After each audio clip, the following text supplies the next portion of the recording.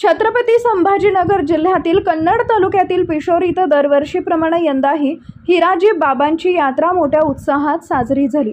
गुढीपाडव्यानंतर 5 दिवसांनी भरणाऱ्या या यात्रेवर सुरुवातीला पावसाचे सावट होते।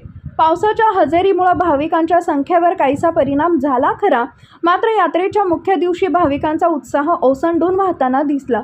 पिशोरसह आजूबाजूच्या पंचक्रोशीतील हजारो भाविकांनी हिराजी बाबांच्या दर्शनासाठी मोठी गर्दी केली होती।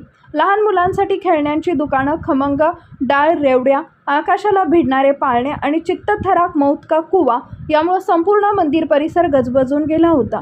रेल्वे आणि विविध खाद्यपदार्थांच्या स्टॉलवरही पर्यटकांनी मोठी गर्दी केली होती। पावसाच्या व्यत्ययानंतरही पिशोरमध्ये भक्ती आणि आनंदाचा एक वेगळा संगम पाहायला मिळाला।